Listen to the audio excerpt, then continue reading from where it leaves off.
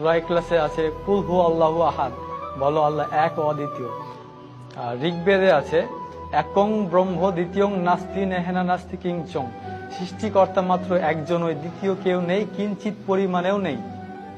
তখন আমার মাথায় চিন্তা আসলো যে সৃষ্টিকর্তা যে একজন, কিন্তু আমরা তো অনেক ধরনের মূর্তির পূজা করি, তাহলে এগুলো কোত্থেকে আসলো? অথচ বেদে আছে নাচ্চি কাচ্চি জাদিতা না জাদিপা নাস্তি প্রতিমা আস্তি, সৃষ্টিকর্তার কোনো প্রতিকৃতি নেই, কোনো ছবি নেই, কোনো মূর্তি নেই, কোনো ফটোগ্রাফি নেই, কোনো আইডলস নেই। তাহলে আমরা কেন এই ভ্রান্তিক বিষয়গুলো নিয়ে পড়ে থাকবো? আমার চিন্তা ভাবনা শুরু হলো, আরো জানলাম। হিন্দু ধর্মের কল্কি অবতার নামে একটা বই আছে, ওই কল্কি অবতারে একটা শেষ অবতার যার নাম হবে নরসংসা। নরসংসা অর্থাৎ প্রশংসিত ব্যক্তি। প্রশংসিত ব্যক্তিকে আপনি যদি আরবিতে নিয়ে যান